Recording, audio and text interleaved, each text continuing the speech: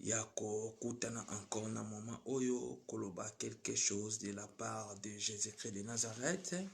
Na remercier Nzambe pona bolamu pe bolingo na ye na rencontre ya lelo lolenga salinga na yongolu kokutana kodemere na moment oyo. Na remercier encore bakambi nyonso ya etonga na nkolo l'église de la joie de l'éternel à cause de confiance et à fidélité au bas accordé côté les mains pour nous koloba quelque chose n'a pas Nzambe. Na remercier encore ba fidèles nyonso ya etonga lolenge ba se disposer ba se mobiliser de près ou de loin pour na koyoka quelque chose na part ya Nzambe. Na remercier bandeko nyonso o bazolanda biso de loin lolenge nini ba se disposer pour na ko demeurer koyoka quelque chose na tonga lelo na par Nzambe. Nzambe akumama. Merci Seigneur, merci le véritable Dieu, merci le Dieu par l'excellence, merci c'est le Dieu qui nous parle, merci Nzambangolu, le Dieu du faveur, Nzamboa Salinga faveur, Pengolu, te demeurer encore dans ces lieux. Je sais très bien, il y a un seul enseignant qui sait comment enseigne par l'excellence, c'est le Saint-Esprit, que ce matin nous avons besoin du Saint-Esprit, cher Saint-Esprit, règne au milieu de nous, sois là sur tout et chacun de nous, Seigneur. Notre connaissance mais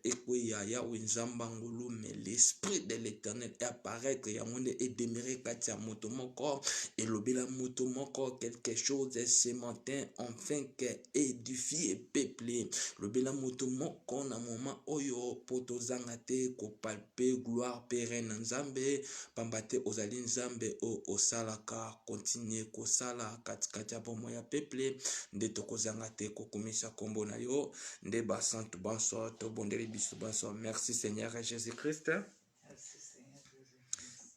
Amen. Oui, bien-aimé, maman na motuya na biso na tango lelo tozali kolobela. Voici l'agneau, ce que les Juifs ne savaient pas. Voici l'agneau, virgule, ce que les Juifs ne savaient pas. Et il regardait. Et il les regarda derrière. Tala mwana na mpate o ba juif babande koyeba te. Pe baza kotala ngo na sima. Alléluia. Et sous thème na biso tozolobela Dieu di montagne.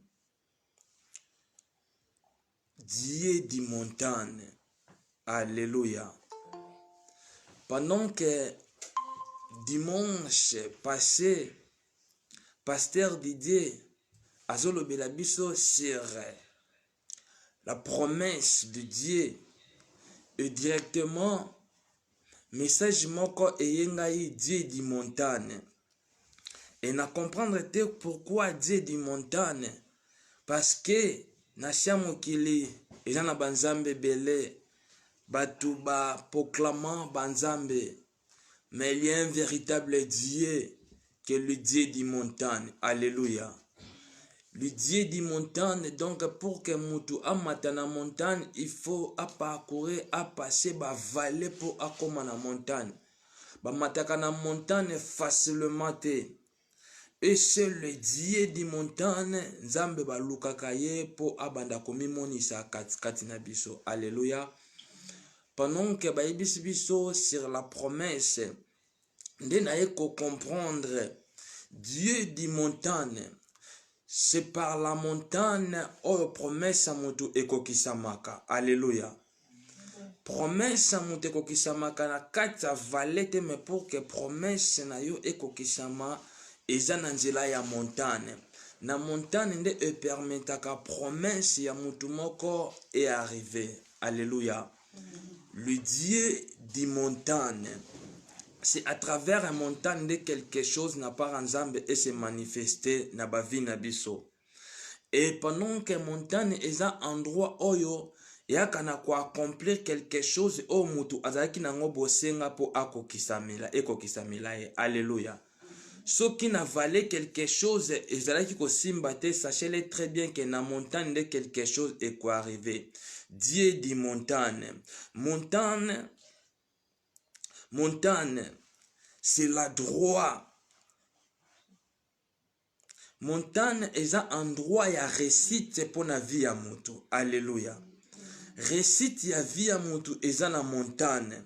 Pourquoi? Parce que le nini David azotaisa biso na psaume. Je lève mes yeux vers la montagne, d'où viendra le secours. Parce que David a comprendre que la montagne est déplacée au secours et utaka. Alléluia. La montagne est un endroit ya réponse par laquelle de notre problème.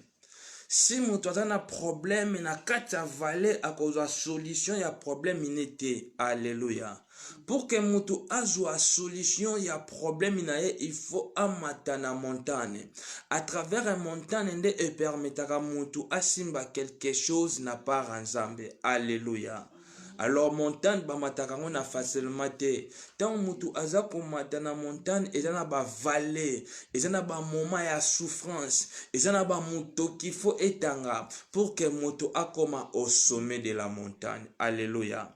Au sommet de la montagne ya wana eza endroit ya réponse ya problème ya situation moko o etelemaki o bande koluka solution e bande ko simba te, mais à travers au sommet de la montagne nde mituna na yo ba question na yo ezwa makabiyano. Alléluia.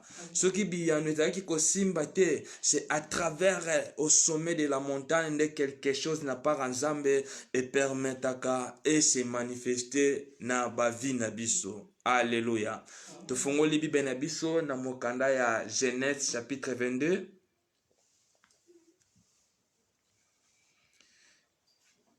Genèse chapitre 22. Verset 1er.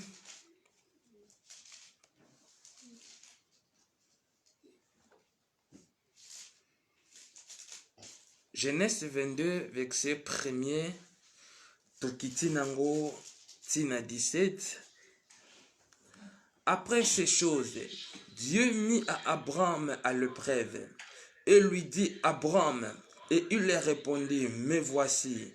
Dieu dit, prends ton fils, ton unique, celui que tu aimes, Isaac, va-t'en au pays de Moridja, et là offris-le en holocauste sur l'un de ces montagnes que je te dis. Abraham se leva de bon matin, c'est là son année,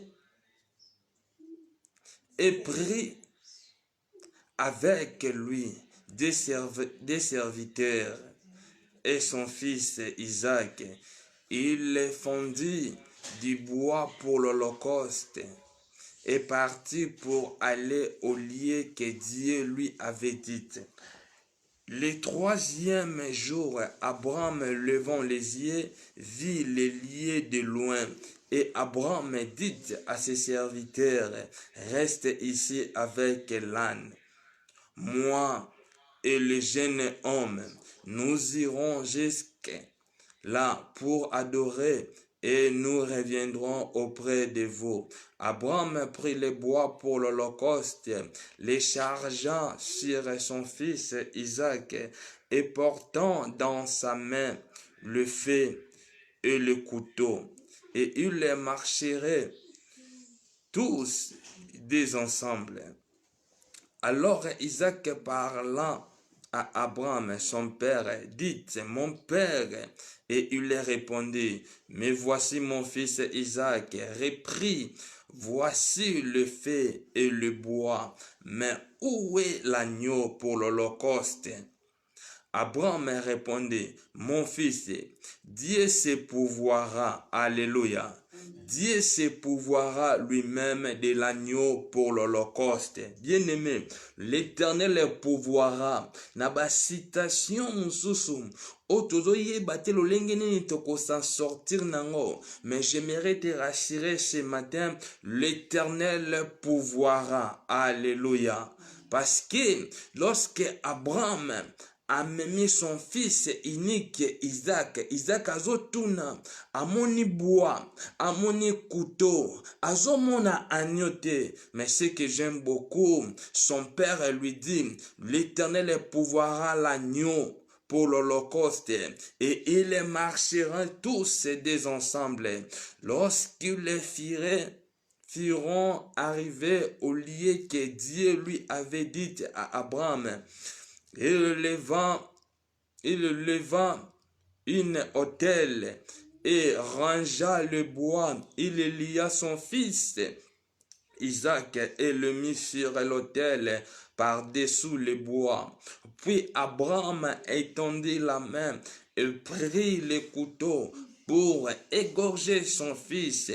Alors l'ange de l'Éternel l'appela de Cieux et dit à Abraham, Abraham, et il répondit, me voici. L'ange dit, n'avance pas ta main sur l'enfant et ne lui fais rien, car je sais maintenant que tu crains Dieu et que tu ne m'as pas refusé ton fils unique.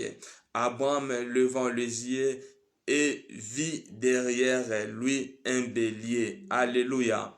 Abraham levant les yeux, Abraham a tomboli miso na liboso, mais amoni bélier derrière et. Or c'est impossible mutu atala liboso amona derrière et. Alléluia. Parce que derrière, il y a quelque chose où ils ont caché. Il n'y a pas moyen à moto à mon derrière facilement. Alléluia. Pour que moto à mon derrière facilement, il faut amata sur la montagne. Alléluia. Na niveau montagne ne permet à moto amona facilement nyonso ezako se passer parce que tant monta komaka na montagne akomaka au sommet de la montagne. Pendant que Abraham amatina Isaac amatina ba montagne nyonso te ezalaki prévu ba montagne, mais amatina na montagne de Morija. Alléluia. Or na montagne na Morija ezalaki montagne o solution e bande ko pesama par rapport ya ba problème à moto tant boke ko sacrifier et puis solution e monana. Or c'est l'impossible na kata montagne na Morija un bélier akoka komonana. Alléluia. C'est pratiquement impossible. Na endroit où bapelisaka moto, où bazako offrir mbeka, kenyama bélier a poussé na place ezalaki moto, c'est impossible. Mais ce jour-là, c'était possible. Il suffit à croire dans Nzambe. Alléluia.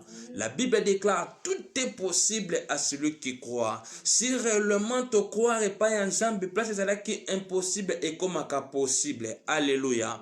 Pendant que Abraham a croire et pas en Nzambe, alingi atosa maloba yankolo, alingi atambola selon la voix divine de l'Éternel. Par rapport à Nzambe alobaki, amatana montagne à Morija, et puis ayoki pe amati. Ba erreur mususu to kometa na vie à cause ya kozanga koyoka. Alléluia.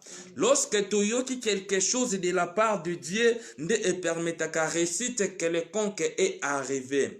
Pendant que Abraham amati na mwasi na ye an atalaki te ke mwana moko o azalaki na ye akende ko offrir ye. Pourquoi? Parce que Abraham ponaye a comprenaki que derrière et ezalaki na agneau. Alléluia. Agneau azalaki derrière et derrière nous ezalaka nani o ayaka pona ko aider biso par rapport aux besoins du peuple. Alléluia. Banda komitala derrière yo ezalaka nani parce que le Dieu du montagne ayakana ko répondre par rapport aux besoins du peuple. Tant le peuple azako se lamenter na problème moko quelconque aux solution et bandaye kozwamate na moment wana nde tuaka komona monene ya Nzambe o ayakana komimonisa na kati ya bavina biso. Alléluia. Et Abraham amoni bikamo Nzambe.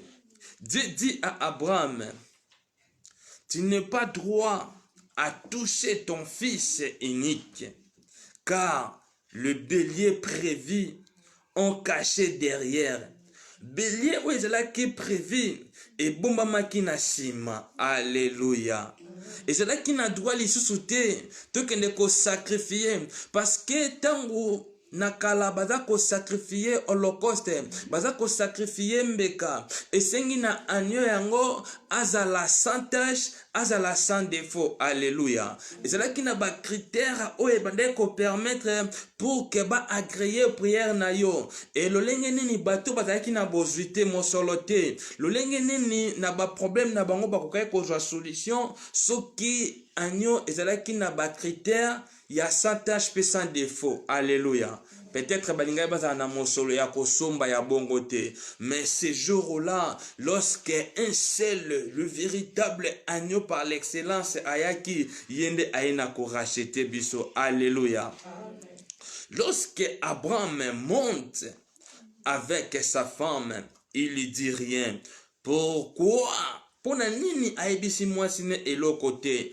Oh, bazomona moto, bazomona mbeli, bazomona nyama te. Alléluia. Or sa nyama lolenge nini boko kende ko offrir mbeka epa na nkolo, parce que ezalaki tango ba offrir nyama milinga wana ezako bima bazotumba nyama yango ezako permettre ezala parfum de bonne odeur pona nzambe agréer prière ya moto moko. Mais ce jour-là Abraham aibisi mwasine eloko te. Alléluia. Mais amati kaka na likolo.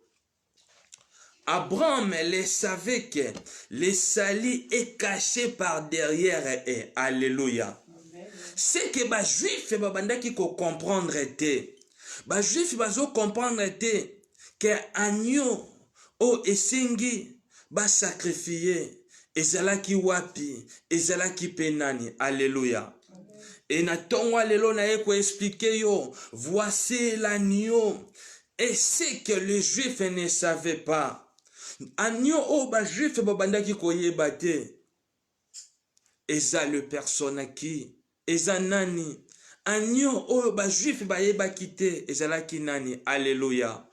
Agneau o ba juif babandaki koyeba te, ezalaki agneau o e permetaki na Abraham atala liboso me amona derrière et alléluia.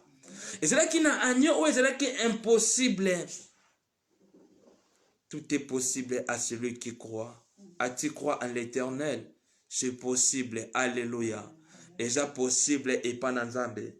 C'est que ba juif babanda qui ko comprendre te, babanda qui ko yeba pété, agneau nini o esengela ki, mais véritable agneau c'était Jésus-Christ de Nazareth. Le véritable agneau existait déjà avant Abraham azalana mokili. Alléluia. Le véritable agneau. Parce que lorsque bozo tumba agneau, il fallait qu'il bo placer hôtel pour que bo tumba agneau, pour que agneau siwana azala tumba mamalamu. Mais ce que hôtel est impossible. Alléluia. Sans l'hôtel, l'agneau est impossible et tumbama. Alléluia. Est impossible ba sacrifier parce que l'hôtel est là qui manquait. Alléluia. Abraham n'a fait comment? Amemi couteau, amemi bois, amati nango na montagne Morija, parce que na montagne Morija, ezalaki endroit oyo, bayaki na kosala hôtel, pona ko sacrifice, pona ko tumbaka mbeka. Alléluia. Aibite que le véritable mbeka par l'excellence, et sengaka jamais couteau, et sengaka jamais bois, et sengaka jamais hôtel. Alléluia. Et c'est l'agneau. C'est l'agneau. Oyo biso tondimela, c'est l'agneau. Oh, ayaki na kokufela ngana yo, c'est l'agneau. Oh, ayaki na ko sauver biso, c'est l'agneau. Oh, ayaki na ko répondre par rapport aux besoins du peuple. C'est Jésus-Christ de Nazareth. Alléluia. Lorsque Jésus est sur la terre, les gens viennent déranger Jésus. Écoutez la réponse de Jésus.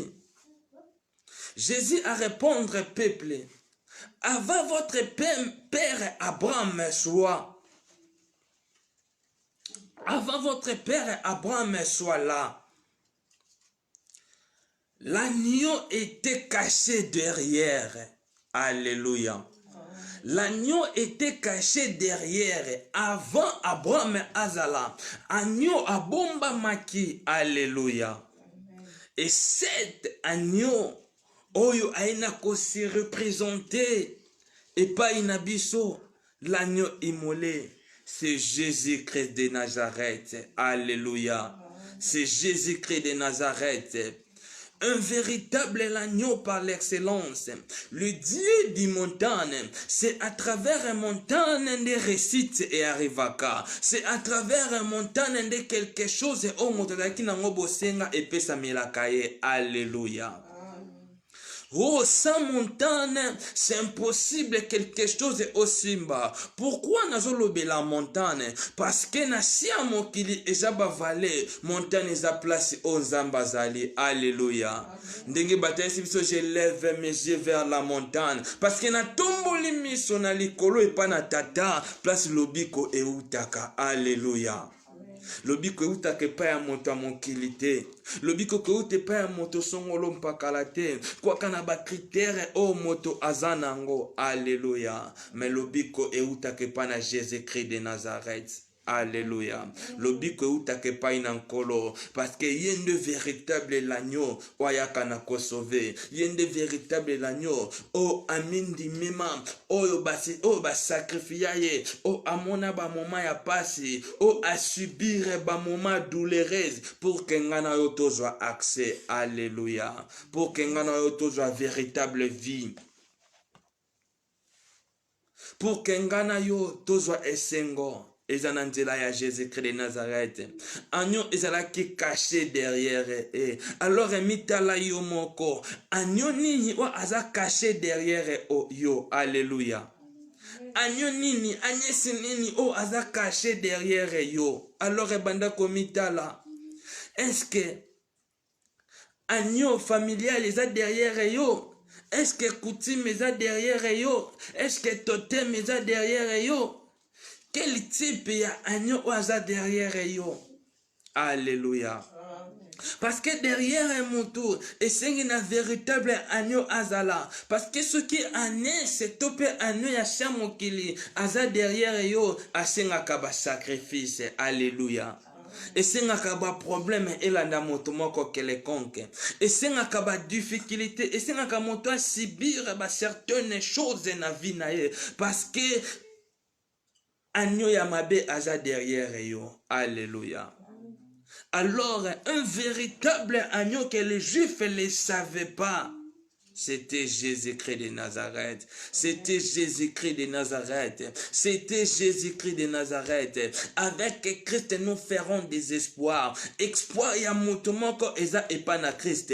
Eza na ba agneau ya sia mokilité, mais eza epa véritable l'agneau immolé qui ôte le péché du monde. Alléluia. Tokoki ko se lamenter, tokoki ko mitungi sama na ba situation, na ba difficulté, obstacle quelconque et comme les peuples. Mais véritable l'agneau immolé, l'agneau qui ôte le péché du monde, c'est Jésus-Christ de Nazareth. Alléluia. L'agneau qui caché derrière eux. Pendant que Abraham a même encore Isaac na montagne na Morija pour que a sacrifié Isaac, Abraham le savait très bien que derrière eux, il y a un Dieu qui existe. Alléluia. Que derrière eux, ils ont un zambe oya salaka. Place moto comme limité ye abandi. Et ce jour-là, Abraham a comme qui limité. Alléluia. Zambe ayaki kobanda. Parce que c'est impossible na montagne na Morija. Mais zambe asali. Na citation oye komelio. Na nyonso za ko sibir na moment oyo. Na ba moment épreuve ou ekomelio. Alléluia. Sachez-le très bien que place yo komi limité nzamba bandi. Sachez-le très bien place maye la bomotoza komi ye bali sute place na intervention ya nzambe e bandi. Alléluia. Nzambe ya kana ko intervenir avant problème et comment. Et ce jour-là avant était Isaac azala sacrifier nzambe ya kina ko intervenir. Alléluia. Aibisina Abraham regarde devant et vit derrière toi parce que véritable l'agneau azala qui derrière ne permettre qu'un bélier aya na kobima na place oyo bélier akoki kobima te. Nzambe asalaka na place oyo yo bande kokoka lisusu te maele no esuki nde place nzambe abandi. Alléluia. Nzambe abandi parce que yo okomi limité, yo osuki, yo ozoyeba lisusu eloko akosala te. Alléluia. Véritable l'agneau de Dieu, l'agneau qui ôte les péchés du monde. Véritable l'agneau, l'agneau qui nous donne tout ce que nous avons besoin. Véritable l'agneau, l'agneau qui répond au milieu du peuple. Véritable l'agneau, c'est l'agneau de Dieu. Alléluia. Alléluia. L'enfant prodige, il a quitté la maison de son père pour chercher le repos. Alléluia. L'enfant prodige a tiki ndako ba parents na ye. Parents la kina bozwi na mosolo mais a tiki yango. Ake koluka repos na endroit quelconque pona ye. Pona ye amoni ezala ki malamo ko bima na ndako ba parents pour que akende koluka solution. Alléluia. Or, il ne savait pas que le repos était caché derrière. Alléluia. Le repos était caché derrière. Derrière un des gens qui n'a véritable repos. Pendant que Atikinda Kababoti, pendant que Azo Kende le devant, a évité que derrière un des gens qui n'a repos. Alléluia. Parce que derrière eux, qui n'a Jésus-Christ de Nazareth. Il fallait qu'il attale la Jésus-Christ de Nazareth pour que Azo solution. Alléluia. Le lengenini aboa matali liboso, mais amoni derrière elle. Oh, l'enfant prodige abandaki koyeba te que derrière elle ezalaki na solution quelconque ezalaki prévu. Alléluia. Que derrière ezalaki na Jésus-Christ de Nazareth esengi atalela. Ce qui fait que apusani asali nyonso amoni bozwi to pe mosolone ekomi limité pe esili esengi azonga na sima. Alléluia. Esengi azonga na ndako ya ba parents esengi atalela na sima parce que solution ezalaki nde na sima na ye. Alléluia. Véritable agneau de la caché. Véritable agneau de la caché. Ye aeba kite. Aebi ke na pusana parce que place na kokendende na kozwa mais or na simande zalaki na solution ou zalaki prévu pour na ye. Alléluia. Jésus-Christ de Nazareth. La femme ou zalaki na perte du sang. Aluki batu ya ndenge na ndenge pe ba médecin. Aluki repos, aluki guérison, aluki solution. Mais abandaki kozwa yango te. Pourquoi? Parce que aeba kite. Que véritable solution et bon maman qui na sima na ye. Alléluia. Véritable solution bon maman qui na sima. Pendant que aposani asimbi Jésus par derrière na sima na Ailamba ya Christ nde azu solution par l'excellence. Alléluia. Quelque chose est caché derrière toi. Oza komon eza kongela yango eza wolote. Alléluia. Mitalela oyo eza derrière toi. O eza na sima na yo yango nde pesaka solution par l'excellence. Alléluia. Que derrière toi nini eza caché parce que moi sur de la qui n'a perte sang que derrière ye habillement o asimba yango de pesa qui solution et bon ngana yo na ba moment épreuve ba moment maladie ba moment douloureuse ba moment tozoluka ko sa sortir on n'arrive pas le lengeni ni akomi bimisa derrière biso nini za na sima. Alléluia. Amen. Derrière biso nini za na sima. Derrière biso esengi na véritable agneau par l'excellence et ça la derrière biso pour que yangonde épée sa solution. Alléluia. Pour que yangonde épée sa solution. Véritable solution, yaba vie, yamabota nabiso, eza Jésus-Christ de Nazareth. Yende mutu o total elaka. O ba juif bandaki koyeba te. Agneau wana ezalaki nani? Na tongo alelonga na ye ko présenter yo que cet agneau wana ezalaki Jésus-Christ de Nazareth. Alléluia. Que véritable agneau est là que Jésus-Christ de Nazareth. Alors comment véritable agneau est là que Jésus-Christ de Nazareth? To fongo le bible na mukanda ya Exode. Exode chapitre 3. Exode chapitre 5 plutôt. Exode chapitre 5 verset 3.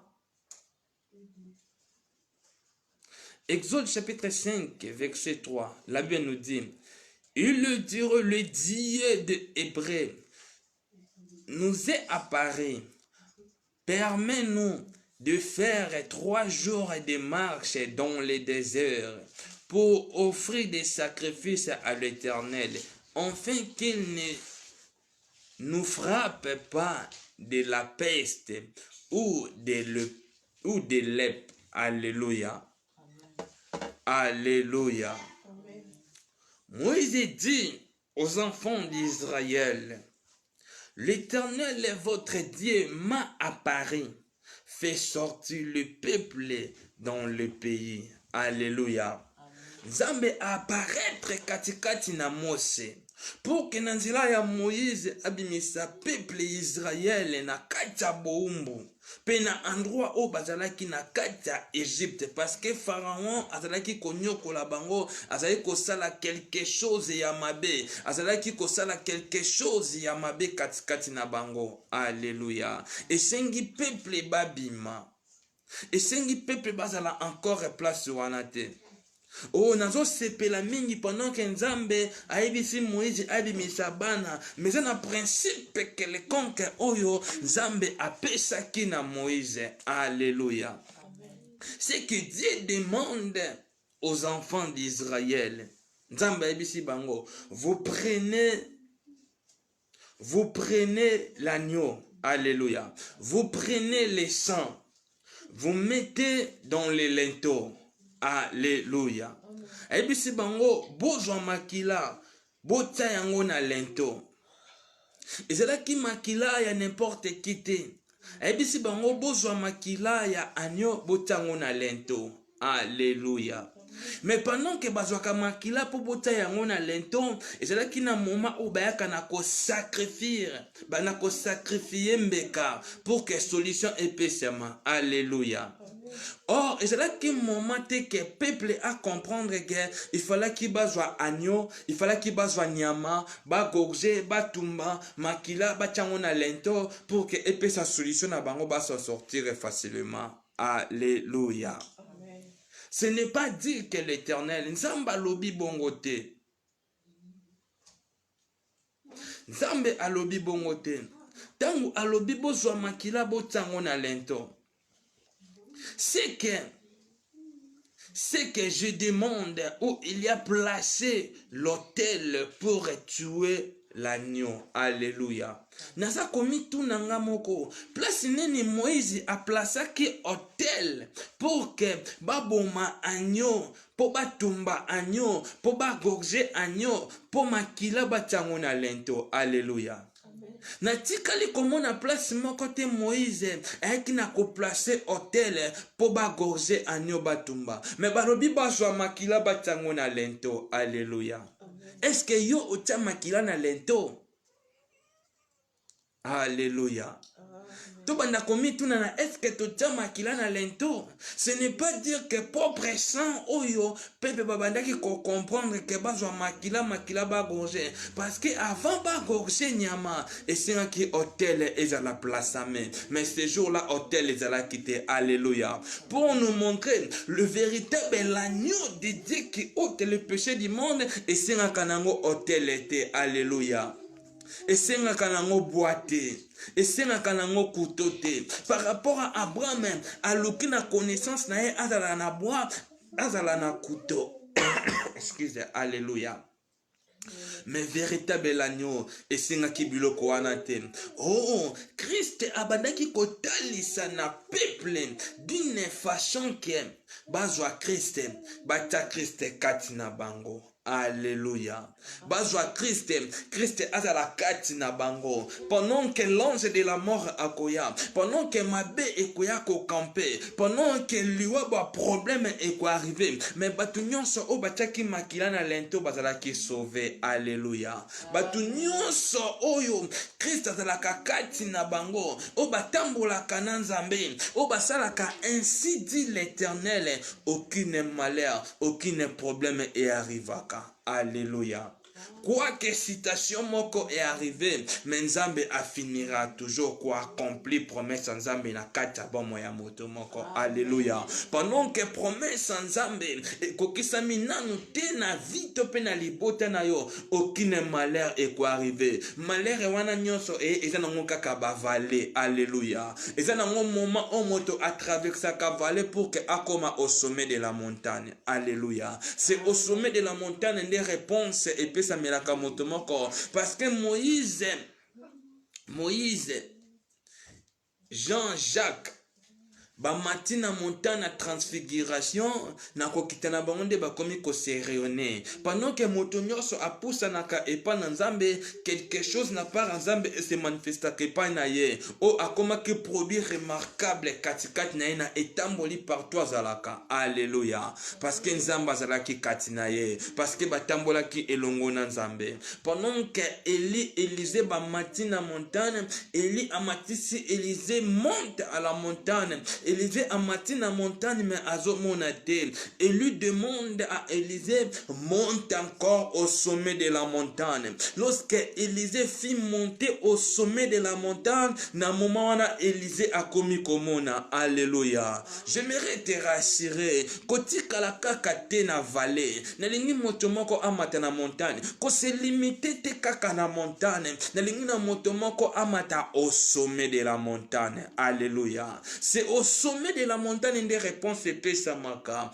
Pendant que Abraham a mis Isaac, a mis qui au sommet de la montagne, mais atiki ba servante naye, atiki ba serviteur naye, na montagne me ba komi au sommet de. Alléluia. Atiki moi si na ba serviteur botikala awa biso tomati toke kwa adorer Nzambe. Alléluia. Atiki bango me bango ba continuer toujours na commentaire. Nyonso e arrivaka sur nous to continuer kotalela Nzambe au sommet de la montagne. Surtout comme au sommet de la montagne, des réponses par rapport à notre problème et arrivaka. Alléluia.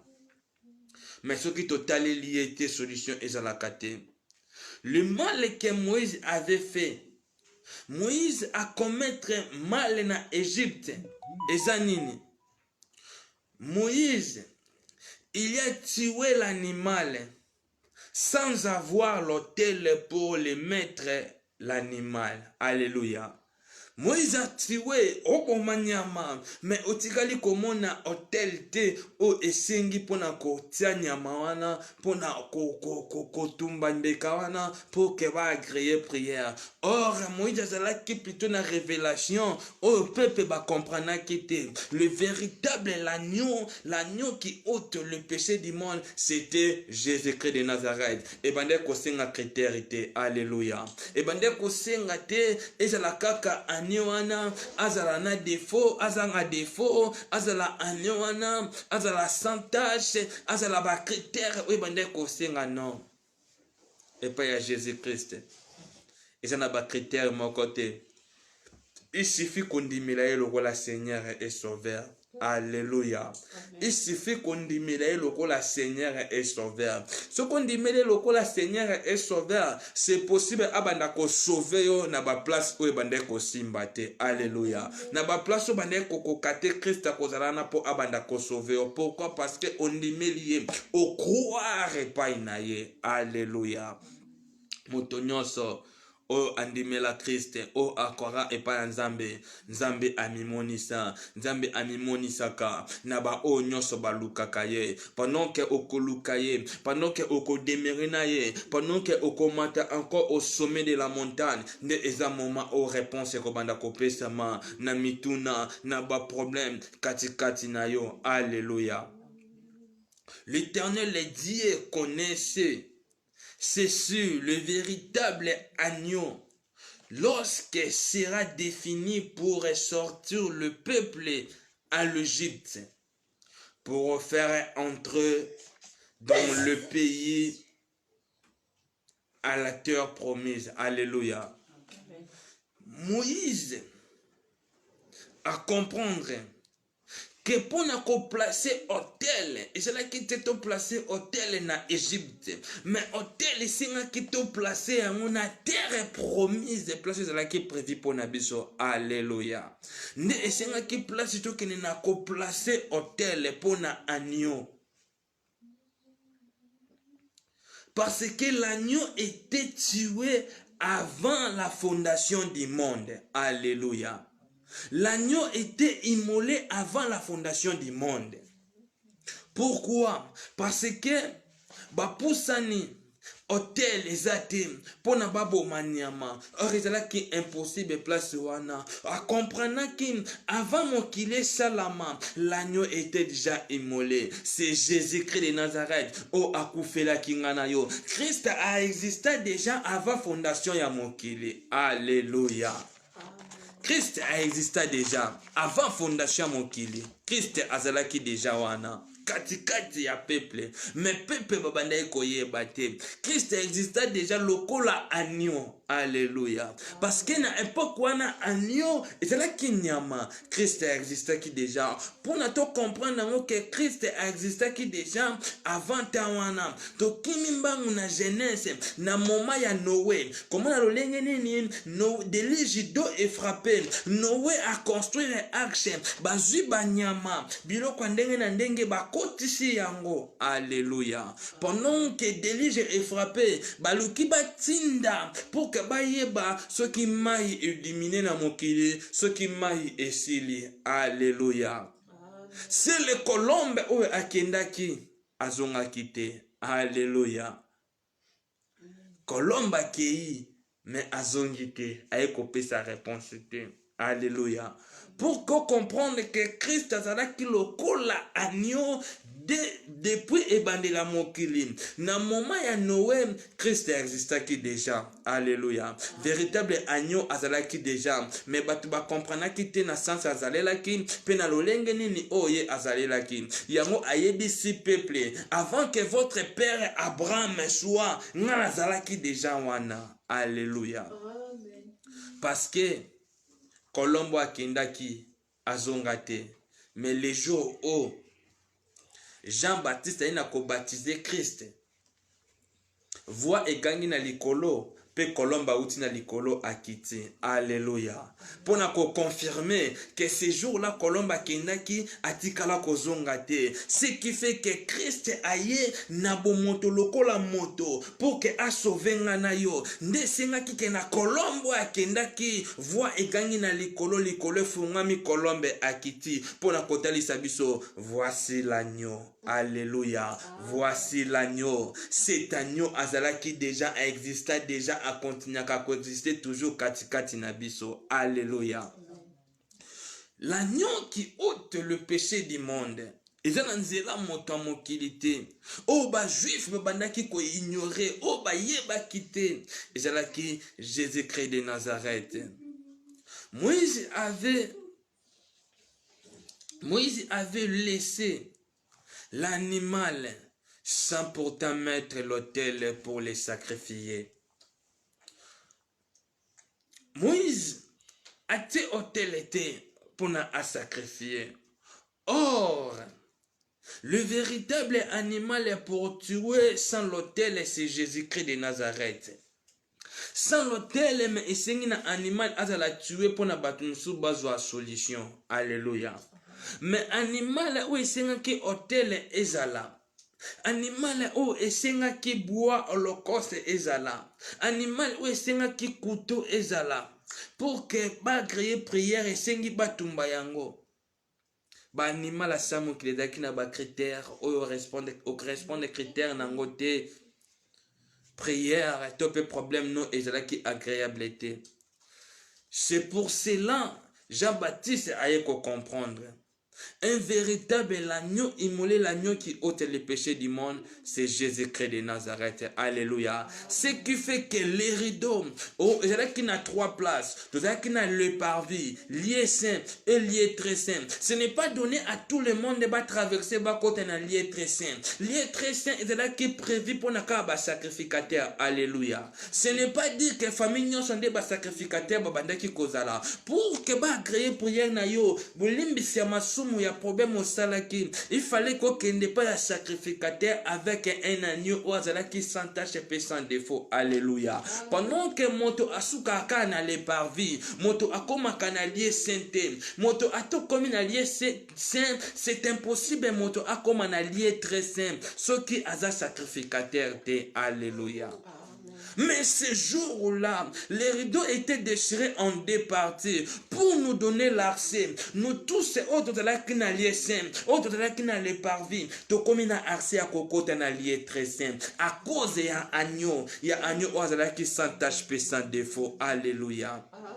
C'est l'agneau où il y a pesingana accès, où il y a pesingana ouverture totalement. Il y a quoi démirer encore à l'ibossonaye, il y a quoi arriver place où yazalaki. C'est Jésus-Christ de Nazareth. Où est-ce que critère était, où est-ce que simplement tambola obéir et voyant Zambé, tambola selon la parole de Dieu. Ainsi dit l'Éternel. Et quoi arriver au sommet de la montagne, réponse par rapport à ma problème nayo. Alléluia.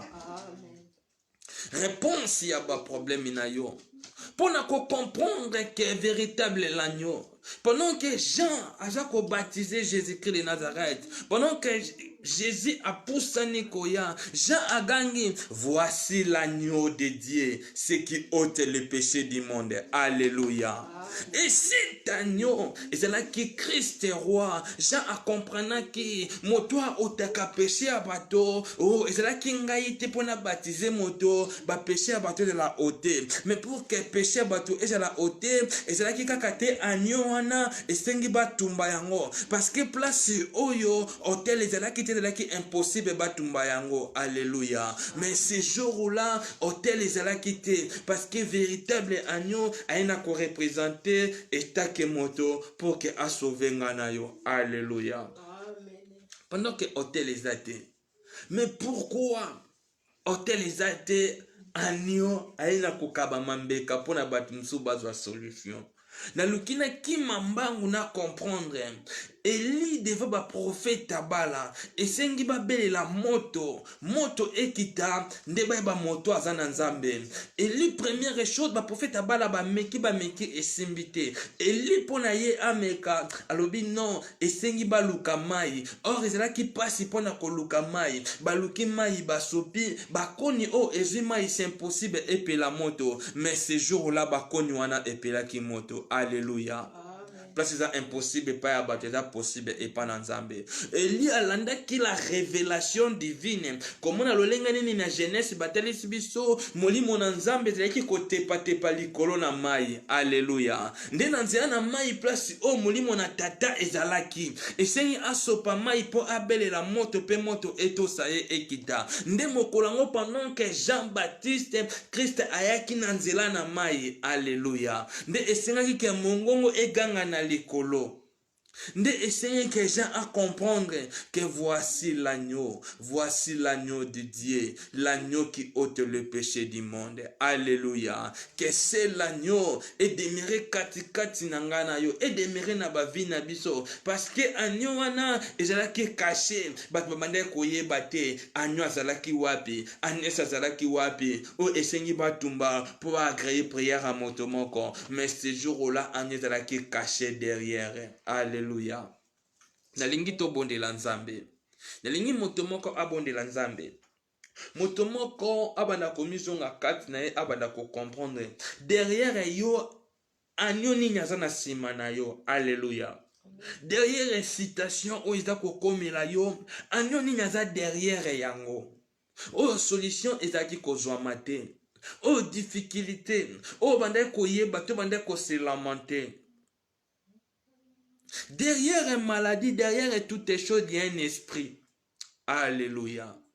Mais derrière nous, cet esprit, où est la kana simanabiso, yango bande ko représenter l'agneau l'agneau de Dieu. Alléluia.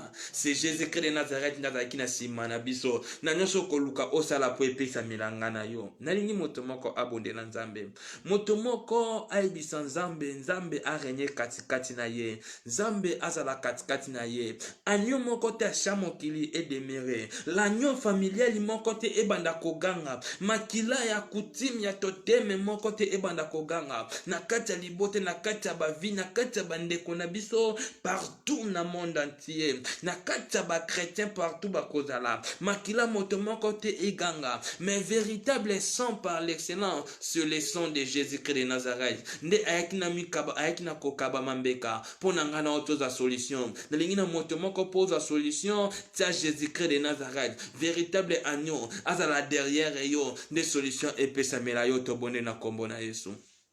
Seigneur, le Dieu tout-puissant, le Dieu miséricorde, le Dieu d'amour, le Dieu de toute capacité, Yahweh to poussane liboso na yo na tongwa lelo, pona kobelela Yahweh nzamba ngolo, derrière nous, nini telemaki, derrière motomoko, obstacle nini telemaki, derrière projet motomoko, obstacle nini bande ko empêcher, derrière marche motomoko, obstacle nini bande ko empêcher, Yahweh nzamba ngolo, parce que pendant que agneau ezate Yahweh nzamba lola, eza véritable obstacle eux bande ko empêcher pour la créer prière ya motomoko, mais véritable agneau par l'excellence c'est là que Jésus-Christ de Nazareth yende azala qui derrière nous pour que apé sa solution na ba moment quelconque obato bandaki ko manquer solution yango biso to yaki liboso na yo to ena siama kono ya wenzamba ngolo, c'est agneau de Dieu, l'agneau qui ôte le péché du monde, Jésus-Christ de Nazareth, soit là envers nous. Christ ou existe qui déjà ou tena moment ya Noé Nzambe wana oya demiraka katikati ya peuple, Nzambe wana oya za katikati na biso, Nzambe aza kosala makambo elekilaka bato. Sois là envers nous, sois au milieu de tout et chacun de nous,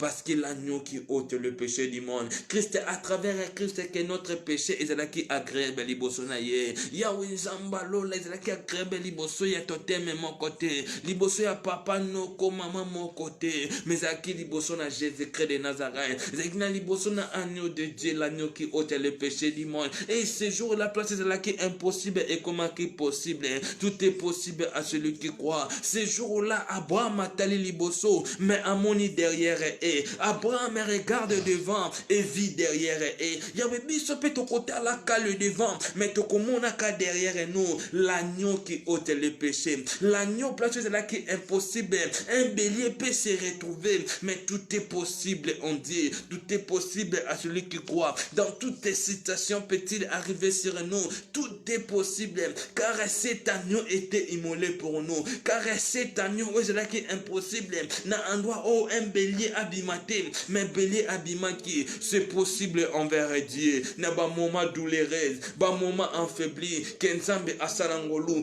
promesse Nzambe, il finira par s'accomplir, quoi que problème est arrivé, quoi que nyonso est arrivé, promesse Nzambe kufakate, liwa mokote ekoki kopusana, sans pourtant promesse Nzambe ekokisama, avant liwa, avant nyonso ekokisama, il faudrait que promesse Nzambe est arrivée, alléluia, sans promesse de l'éternel, aucune malheur est quoi arriver, malheur ou est arrivé na minute oyo, et ça n'a pas moment ya vallée, et c'est une moto à travers ces vallées, pour que akoma na montagne, na moment au sommet de la montagne, na moment au sommet de la montagne, et ça moment au promesse Nzambe et gangaka, promesse Nzambe et ganga na bomo ya motomoko, promesse Nzambe et ganga na libota motomoko, il finira par s'accomplir, et banda quoi accomplir et sur tout et chacun des bisous, ne toko zangate.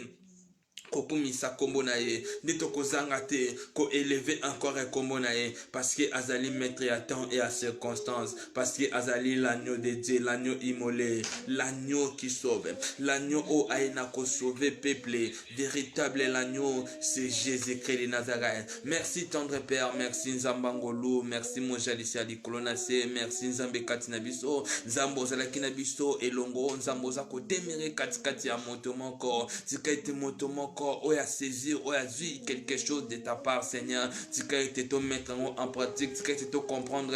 Véritable l'agneau, c'est Jésus-Christ de Nazareth. Bah, agneau ya siamo kili, et c'est qui base à la sans tâche, base à la sans défaut, mais par une erreur, bah, cause à la défaut, prière à monter, cause à l'agréabilité, mais véritable agneau de Dieu, Jésus-Christ de Nazareth, yende a kota kalikamba moto, ye o apesa ka solution na bon moya moto moko, na nyonso ezwami, ezana nzela makasi na bisote, mais na nzela Jésus-Christ de Nazareth. Continue ko demeurer na biso elongo, Yahweh tokozanga te kokumisa kombo na yo, nde basantu banso tobondeli. Merci Seigneur Jésus-Christ. Amen. Petit que Papa Guy a clôturé. Amen. Amen. Nzamba zwa lokomo pona maloba na ye oyo apesi biso na kata tonga lelo. Nzamba pambola mombu na ye tokomi na suka tolobi mercredi na vendredi biso nyonso tokutani na ngonga na biso ya 20h ti 21h mpona intercession pe mokolo na eyenga tomonani biso nyonso susu na baplateforme na biso mpona koyokamela nzambe mpe mpona konetola ye. Amen. Donc na 10h ti na 12h tosilisi lokwa mokolo na lelo tosilisi lelo mpe communiqué na biso ezali